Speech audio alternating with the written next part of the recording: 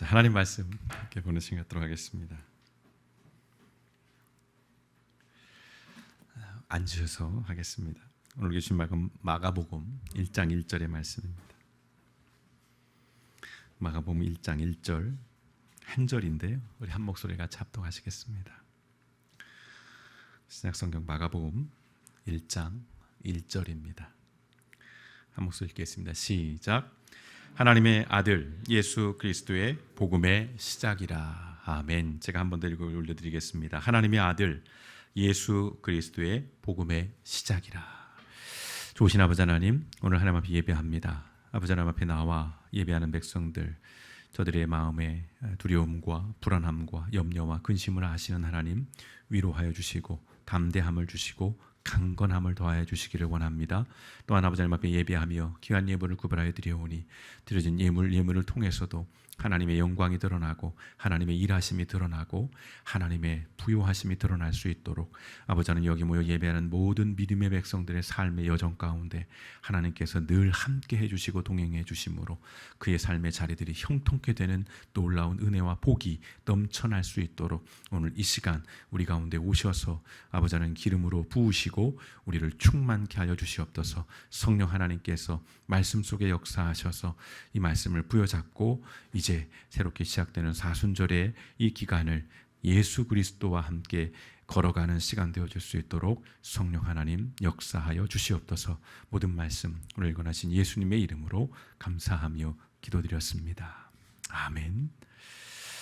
자, 마음 같아서는 이 아멘으로 예배를 마치고 이제 돌아가십시오 라고 하고 싶지만 길지 않은 말씀입니다. 하나님 말씀을 같이 나누고 또 말씀을 붙잡고 이제 시작되는 사순절 우리가 한번 하나님 앞에 다시 한번 결단하는 시간 되면 좋겠습니다.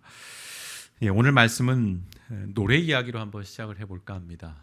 시간 관계상 음원을 준비하지는 않았는데요. 좀 올드한 노래들이라서 모르시는 분들도 계실 것 같은데, 자, 이글스라고 하는 미국의 그룹이 있습니다.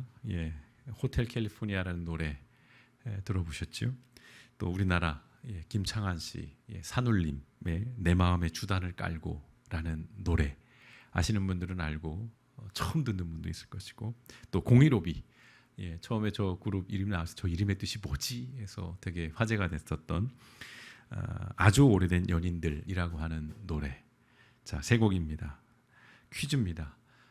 이 노래들의 공통점 무엇일까요? 맞추시는 분은 지금 당장 귀가할 수 있도록 상을 드리도록 하겠습니다. 여러 가지 공통점이야 찾아보면 찍어붙이면 있을 것 같긴 한데요. 대략 보니까 이글스 호텔 캘리포니아 이 곡도 이제 원곡도 그렇지만 1994년 그 어쿠스틱 라이브 버전을 들으면 더 확연히 그 특징이 드러나고, 처음 알았습니다. 산울림 내 마음의 주단을 깔고의 전곡을, 오리지널 곡을 저도 이 말씀을 준비하면서 처음 들어봤는데 이게 이런 거구나. 015B는 유명했죠. 어떤 특징이, 어떤 공통점이 있죠? 연식이 되신 분들이 답을 해주셔야 될 것 같은데, 전주가 깁니다. 전주가 길어요. 이해가 되시나요?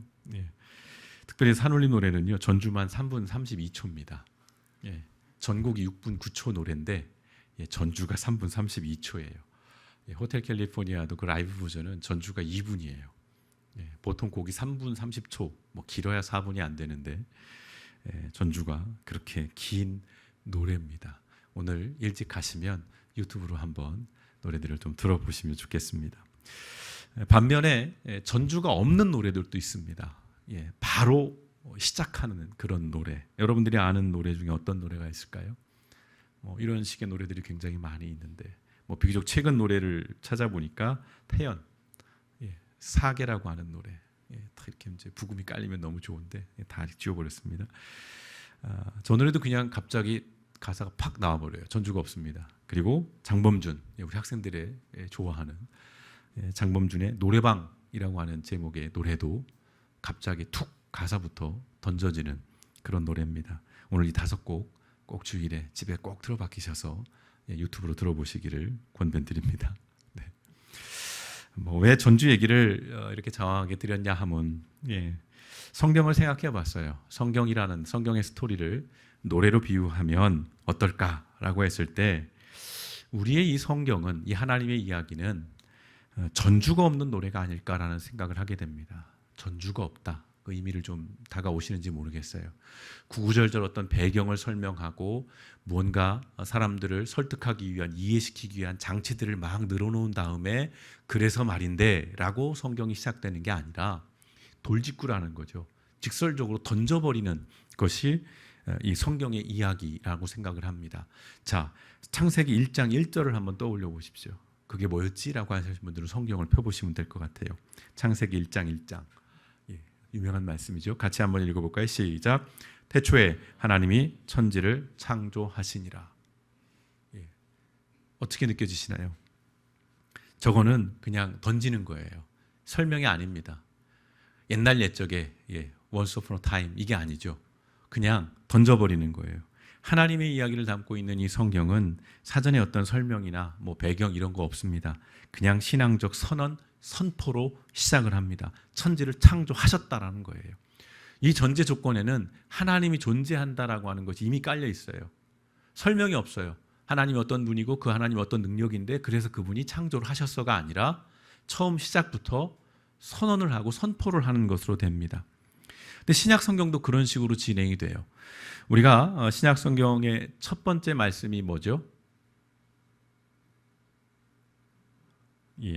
코로나니까 말하게 하지 마. 네가 대답해. 이런 눈빛을 주셨어요. 마태복음이죠. 마태복음 1장 1절 이렇게 시작이 됩니다. 한번 같이 읽어볼까요? 시작. 아브라함과 다윗의 자손 예수 그리스도의 계보라.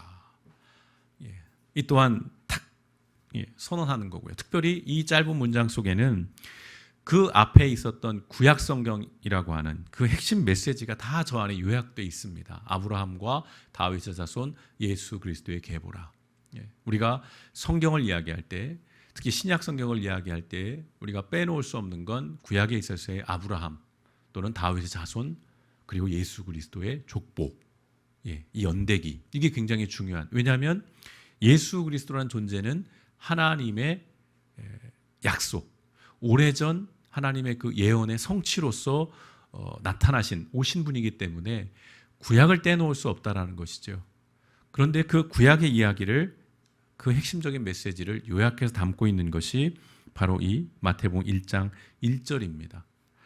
잃어버린 하나님의 나라를 회복하실 메시아, 구원자가 예수 그리스도라고 하는 얘기. 구약에서부터, 창조 그때부터 이미 하나님의 계획 속에서 이루어졌던 그 하나님의 나라에 대한 이야기, 그리고 그 나라를 회복하는 데 있어서 핵심적인 역할을 하는 예수님, 그분이 어떤 분인가를 딱 그냥 선언해 버리는 것이죠. 그런데요, 우리가 마태복음을 신약 성경의 첫 번째 책으로 알고 있습니다. 순서상으로는 맞아요. 제일 먼저 배치돼 있습니다만은, 그러나 신약 성경 중에서 가장 먼저 기록된 책이라는 의미는 아닙니다. 신약 성경 중에서요, 가장 먼저 쓰여진 말씀이 어느 말씀이죠?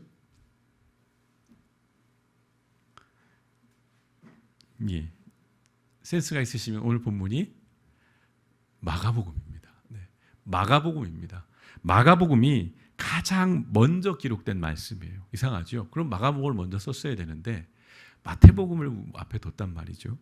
성경은 연대기적으로 이렇게 배열을 해놓지는 않았습니다. 필요에 의해서 조금씩 기록된 연대가 좀 달라지는데요.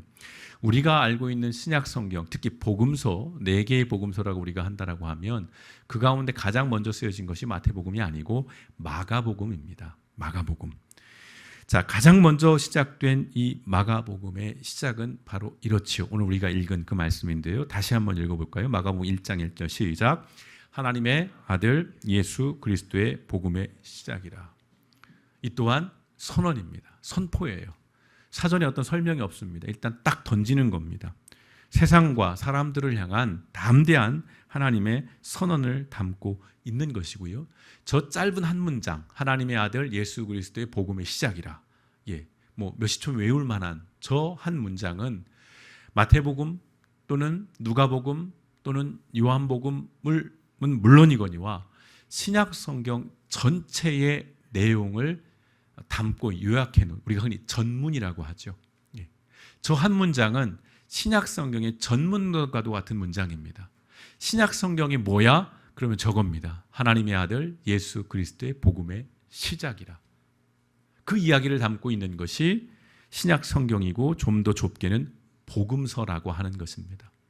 이렇듯 복음서는 어떠한 설명 없이 이 주제를 딱 선포해 버리고 있는 것입니다. 하나님의 아들 예수 그리스도의 복음. 성경이, 복음서가 이야기하고자 하는 것이 바로 이것입니다. 다시 반복합니다. 하나님의 아들 예수 그리스도의 복음입니다. 이걸 더 짧게 요약하면 뭘까요? 예수님이죠. 신약 성경이 얘기하고자 하는, 복음서가 특별히 얘기하고자 하는 것은 예수님이에요. 복음서는 예수님의 이야기입니다. 그러니까 우리가 예수님을 알지 못하면 복음을 알지 못하는 것이고요. 복음을 알지 못하면 예수님을 보내신 하나님도 알지 못하는 것이고, 하나님을 알지 못하면 하나님이 지으신 사람과 세상을 알지 못하는 겁니다. 그래서 성경은 하나님의 이야기고요. 이 하나님의 이야기의 핵심은 하나님의 나라입니다. 하나님의 나라. 구약 성경은 여러 번 말씀을 드렸습니다. 하나님의 나라를 잃어버리고 그 나라가 깨어지는 이야기예요. 에덴으로부터 시작된 완벽한 하나님의 나라가 죄로 인해서 점점 깨져갔죠. 분열되어지고 망가져가는 이야기가 구약 성경의 이야기라면, 신약 성경은 이제 그 잃어버리고 깨어진 하나님 나라를 다시 되찾는 것, 다시 회복하는 이야기를 담고 있습니다. 그리고 그 중간에 예수 그리스도가 있는 것이고요. 그러니까 이 회복의 이야기의 주체는 당연히 예수 그리스도입니다. 초기 기독교 역사에서, 교회 역사에서 수많은 논란이 되었고 논쟁을 일으켰고, 그러면서 막 갈라지고 분열되었던 주요한 이유가 뭐냐면, 예수님이 누구냐, 예수님이 어떤 분이냐에 대한 그 주제로 인해서 많은 분파들이, 이단들이, 사이비들이, 또 지금 우리가 아는 이 수많은 교단이 내지는 어떤 교회들이 생겨나게 된 배경이 바로 이 주제예요. 그만큼 예수님이 누구인가에 대한 주제는 매우 중요합니다. 그래서 지금 몇 주간에 걸쳐서 계속 그런 얘기들을 하고 있는 것인데요. 자, 예수님의 이 이야기에는 성경의 절정이에요. 성경이 66권 전체의 수많은 스토리 가운데 가장 절정에 있는 것이 이 예수님의 이야기고요. 그리고 그 예수님의 이야기에 우리가 흔히 백미라고 표현을 하죠. 그것은 십자가 사건과 부활 사건입니다. 그래서 우리가 성경을 읽고 묵상을 한다고 할 때 가장 중요하고 시급한 질문은 이것입니다. 아까 말씀드렸던 것처럼 예수 그리스도께서 누구신가? 그래서 우리는 평생에 이 질문을 붙잡고 가야 돼요. 이 질문을 멈춰서는 안 됩니다. 나 예수님 다 아는데, 예수님 어떤 분인지 다 알고 있는데, 그때 그 순간 우리는 오히려 예수님을 놓치고 우리의 신앙의 본질을 잃어버리게 되는 것이죠. 자, 하나님의 아들 예수 그리스도의 복음의 시작이라는 이 선언은 예수님이 누구신지에 대한 함축적인 선언이에요. 아주 압축되어 있습니다. 여러분, 예수님이 누구입니까? 오늘 말씀을 본다면 일단 어떻게 시작이 되죠? 하나님의 아들로 되어 있어요. 자, 이 말은 쉽게 생각하면 예수님이 곧 누구라는 말씀이죠? 하나님이라는 말씀입니다. 하나님의 아들이라는 뜻은 우리가 생각할 때 아버지와 아들, 이 개념에 앞서 본질적으로 우리가 알아야 될 것은 예수님이 곧 하나님이구나 라는 것을 받아들여야 하는 것이죠. 근데 여러분, 이 마가복음의 이 선언, 이 선포는 당시 로마인들에게, 마가복음 로마인들을 대상으로 기록된 책인데, 당시 로마인들의 세계관에서 볼 때는 이게 굉장히 도발적입니다. 아주 도발적인 선언이에요. 아시는 것처럼 신의 아들은 누굽니까? 로마 시대 속에서 신의 아들 카이사르죠. 성경에 가이사라고 되어 있는, 또는 시저라고 영어로 번역을 하는 로마 황제입니다. 황제는 신의 아들이에요. 그렇다면 황제는 곧 뭐예요? 신이었던 것이죠. 그래서 로마 시대 황제는 숭배의 대상이 된 것입니다. 마찬가지로 이집트에 있어서 파라오라고 하는 존재, 특별히 이 파라오는 태양신의 아들이었죠. 태양신의 아들. 그러니까 곧 이 파라오도 자기가 신이었던 거죠. 자, 신은 하나입니다.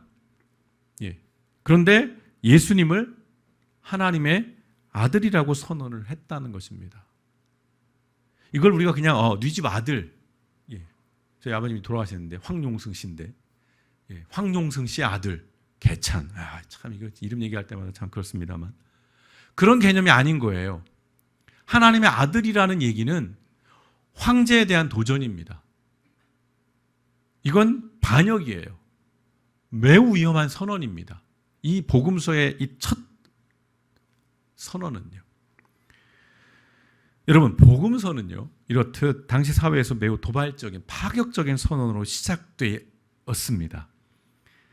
그럼에도 우리는 이 사실에 대해서 별로 주목하지 않아요. 복음서가 굉장히 위험한 책이야. 복음서의 첫 시작이 굉장히 도발적이고 그 사회에선 굉장히 파격적인 이야기야 라는 것에 별로 우리는 주목을 하지 않습니다. 여러분 어떠신지요? 죄로 깨어지고 뒤틀려진 세상에서 예수님이라는 존재는요, 또 이 복음이라는 것은 사실은 굉장히 위험한 겁니다. 그걸 우리는 자주 간과해요. 왜 그런지는 조금 이따 더 설명을 해보겠는데요. 자, 예수라고 하는 이름, 이건 흔한 이름입니다. 구약시대로 보면 여호수아라는 이름과 같은 거예요. 여호수아. 여호와는 구원이라는 뜻을 갖고 있어요. 그 예수님의 이름에는 그 구원자, 하나님의 구원자, 하나님의 구원이라는 의미가 담겨 있죠. 마태복음 1장 21절에 예수님의 탄생을 예언한 그 말씀 속에 보시면 아들을 낳으리니 이름을 예수라 하라. 그리고 좀 더 설명을 하죠. 이는 그가 자기 백성을 그들의 죄에서 구원할 자이심이니라. 자기 백성이라는 뜻을 갖고 있어요. 자기 백성. 내 백성이다. 그럼 나는 뭐라는 거예요? 왕이라는 얘기입니다. 예수님은 왕으로 얘기를 하고 있는 거고요. 그들을 구원하겠다라는 것이죠. 여기서 나오는 이 그리스도라고 하는 말, 이것은 예수님의 직함이라고 할 수 있습니다. 직분이라고 할 수 있는 것이죠. 이건 헬라 말이고요. 히브리어로 우리가 아시는 것처럼 뭐죠? 메시아입니다. 그리스도, 메시아는 같은 말이에요. 기름 부음을 받은 자, 어노인티드, 기름 부음을 받은 자라는 의미를 갖고 있습니다. 자, 상식적인 얘기죠. 구약 시대에 기름 부음을 받을 수 있는 사람이 세 사람이 있습니다. 누굴까요? 첫째는 왕이 기름 부음을 받습니다. 왕으로 즉위할 때. 그리고 제사장, 그리고 선지자. 이 세 사람에게만 기름 부음이 행해진 것인데 예수님이 바로 그러한 존재인 것이죠. 예수님은 왕입니다. 통치하시고 주관하시는 하나님. 또한 예수님은 제사장인데 그 가운데 대제사장이에요. 제사장은 제사를 통해서 죄의 문제를 해결하는 일을 했죠. 사람의 죄를 가지고 희생제사를 드리면서 하나님 앞에서 사람들의 죄를 동물의 피를 흘리게 함으로써 대속해주는, 오늘 우리식으로 표현한다면 하나님과 사람 사이의 중보자였다는 것입니다. 대제사장이라는 의미는 십자가 사건이 바로 그 하나의 상징인 것이죠. 친히 제물이 되어 주셔서 하나님과 사람의 깨어진 관계를 이어주셨으니까요. 중보자이십니다. 제사장이시고요. 또한 예수님은 선지자입니다. 선지자는 하나님의 말씀을 선포했던 분이죠. 구약에 보면 수많은 선지자가 등장합니다. 말씀이 내게 임했다. 주의 영이 내게 임했다. 그래서 선포한다. 하나님 말씀하시기를. 이런 패턴들이죠. 그 말씀에는 복과 화가 담겨 있어요. 너희들이 이렇게 하면 복을 받을 것이고 저렇게 하면 재앙이, 심판이 임할 것이다 라고 하는 하나님의 말씀을 전하죠. 복음서에는 이 하나님의 말씀을 선포하시는 예수님을 우리가 자주 볼 수 있습니다. 그 가운데 여러분, 예수님의 첫 번째 메시지는 앞서도 언급했었던 하나님의 나라. 이게 예수님 메시지의 첫 번째입니다. 다시 말해서 복음의 주제라는 말씀입니다. 자, 마가복음 1장 14절에서 15절을 한번 보시겠습니다. 제가 읽어드리겠습니다. 요한이 잡힌 후, 우리에게 침례 요한을 말하는 겁니다. 예수께서 갈릴리에 오셔서 하나님의 복음을 전파하여 이르시되 때가 찼고 하나님의 나라가 가까이 왔으니 회개하고 복음을 믿으라. 이게 예수님의 공식적인 첫 번째 메시지였습니다. 그 주제는 하나님의 나라예요. 복음의 핵심은 하나님의 나라입니다. 복음서의 50회 이상 이 하나님의 나라라고 하는 것을 예수님이 언급을 하셔요. 자, 예수님의 구원은 그런 의미에서 풀어보자면 하나님의 나라를 회복하는 것입니다. 예수님의 구원은. 당연히 이 하나님의 나라는 복음의 핵심일 수밖에 없는 것이죠. 그런데요, 복음이라고 하는 이 말, 헬라어로 유앙겔리온이라고 하는 이 말은 사실은 정치적인 영역에서 쓰이던 특수용어입니다. 일반인들이 그냥 쉽게 쓰는 생활 언어가 아니라 정치 영역에서 쓰였던 말이라는 겁니다. 이런 것이지요. 복음, 유앙겔리온. 이건 우리 그대로 굿뉴스입니다. 좋은 소식이에요. 그런데 그때 당시 기쁜 소식이라는 게, 좋은 소식이라는 게 뭐냐면 공식석상에서 행하는 중대 발표를 가리키는 겁니다. 예를 들어서 황제의 아들이 약혼을 한다.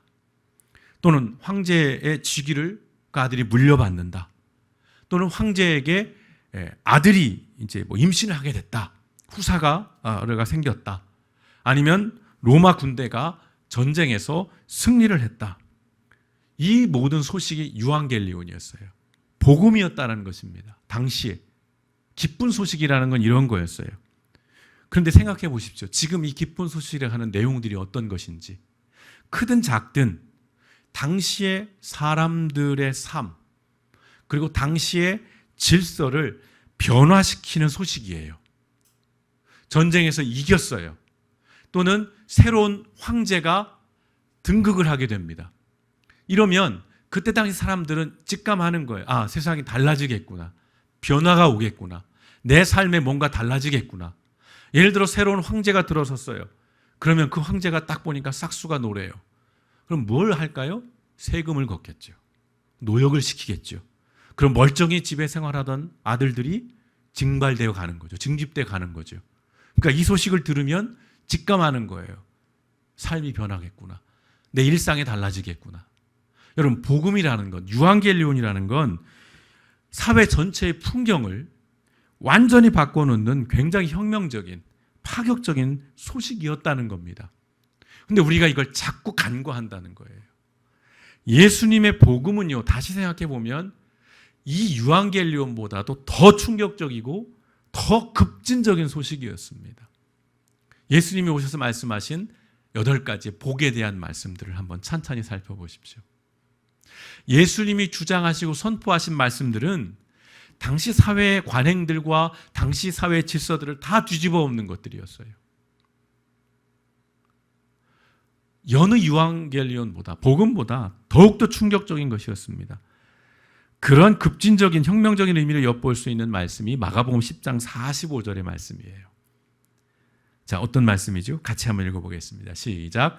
인자는 섬김을 받으러 온 것이 아니라 섬기러 왔으며 많은 사람을 구원하기 위하여 치를 몸값으로 자기 목숨을 내주러 왔다. 여러분은 저 말씀이 어떻게 다가오시나요?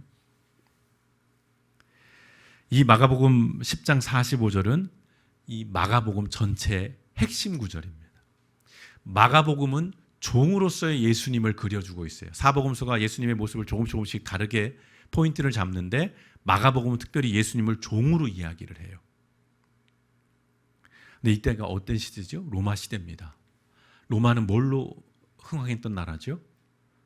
군대, 힘, 무력. 자, 힘을 숭상했습니다. 로마는요. 권력을 추구했어요. 그리고 그 힘과 권력으로 지배하고 통치하는 것이 미덕이던 그런 시대입니다. 그런 시대에 주인이 아닌 자발적으로요, 더군다나 종이 되어서 난 섬기러 왔어. 본인이 어떤 분인데? 하나님이신데. 또한 자기 목숨을 내어주러 왔다는 이 말이 그때 그들에게는 정말 이것이 이상한 것이고 기괴한, 그리고 더러 사람들이 쟤 멍청이 아니야? 우리가 그냥 쉽게 듣고 흘릴 수 있는 이건 좋은 말씀이네가 아니라 이건 혁명과도 같은 이야기였다는 것입니다. 성도 여러분, 예수님의 고난, 또 예수님의 죽으심과 부활로 이어지는 이 복음의 이야기를 이제 우리가 묵상하는 사순절이 시작이 됩니다.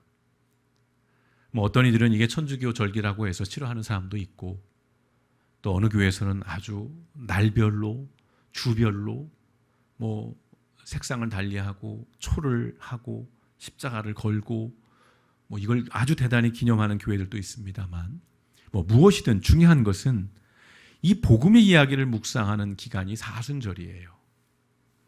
하나님의 아들 예수 그리스도의 복음을 돌아보는 시간이 이 사순절이라는 겁니다. 여러분, 예수님의 복음은 사람과 사회를 변혁시키는 것이었어요. 뒤집어 놓는 것이었습니다. 기존의 가치관, 기존의 질서, 기존의 체계를 뒤집는 거였어요. 제가 굉장히 위험한 말씀을 드리고 있는 겁니다. 그런데 우리 기독교가 이걸 잃어버렸어요. 오히려 기독교는 지금 현상을 유지하고 지켜나가는 쪽에 온 힘을 쏟고 있어요. 예수님이 현상을 유지하기 위해 이 땅에 오신 분이 아니죠. 유한겔리온이 뭐라고요? 삶의 변화를 가져오는 거예요. 기존의 질서를 뒤집는 겁니다. 이게 복음이에요. 오늘날 우리 교회가 이 복음의 정신을 다 잃어버리고 있다는 겁니다. 이 복음이 가지고 있는 혁명적인, 급진적인 정신을 우리가 잊지 않았는지, 놓치고 있지 않은지 적어도 이 사순절 기간 동안 우리는 물어야 할 것입니다. 말씀드렸습니다. 예수님은 기존 질서와 체계를 유지하러 오신 것이 아니라 뒤집기 위해 오셨다는 겁니다. 그런데 그 방법이 뭐예요? 너를 죽이고 내가 사는 방식이 아니라 내가 죽음으로 너를 살리는 방식. 이것보다 더 파격적인 게 어디 있어요? 그런데 오늘날 우리의 교회들은 너를 죽여야 내가 산다라고 이야기를 합니다. 그래서 끊임없이 너를 죽이는 일에 모두가 몰두하고 있어요. 그러면서 그것이 하나님의 정의고, 그것이 하나님의 뜻이고, 그것이 복음이고, 그것이 신앙이라고 그렇게 이야기하고 있는 우리 시대를 살아가고 있습니다. 여러분, 우리는 물어야 합니다. 오늘 우리의 삶은 복음적입니까? 오늘 우리는 하나님의 아들 예수 그리스도의 복음을 우리가 살아내고 있으신지요? 사순절 우리는 이 복음이 가진 매우 위험하고 매우 파격적이고 혁명적인 이 가치, 특별히 하나님 나라를 회복하는 것이 이 복음의 핵심이라는 것들을 우리가 기억하면서 사순절 우리가 놓치고 있었던 이 복음의 야성, 제목이 왜, 설교 제목이 왜 이럴까? 개와 늑대의 시간, 이게 무슨 말이지? 해가 질 무렵쯤에 어스름, 이제 낮과 어둠이 교차하는 그때쯤 저 등선에서 무언가가 하나가 걸어와요. 그런데 그게 개인지 늑대인지가 구분이 안 되는 거죠. 아군인지 적인지. 오늘 복음이 그렇습니다. 우리에게 복음이 어떤 얘기는 개요, 어떤 얘기는 늑대가 되고 있어요. 그 경계선에서 지금 불분명한 모호한 시대를 우리가 살아가고 있습니다. 사순절은 그 개와의 늑대의 시간 속에서 분명하게 복음이 가진 본질을 다시 회복하는 것이고, 예수님이 누구인가를, 그 정체를, 그 본질을 다시 우리가 마음에 새기는 시간이 되어야 할 줄 믿습니다. 사순절 그 어떤 것보다도 끊임없이 예수님이 누구인가를 사랑과 하나님 앞에 또 내 자신 앞에 질문하면서 이 복음이 가진 이 놀라운 능력, 이 복음이 가진 그 힘, 우리가 다시 되찾고 회복해서 오늘 우리 시대의 교회가 더 이상 세상에 능욕당하지 않고 오히려 세상을 품고 세상을 세워나가는, 하나님의 나라를 회복해가는 교회와 모든 성도들 되어주시기를 주님의 이름으로 축원드립니다. 함께 기도하시겠습니다.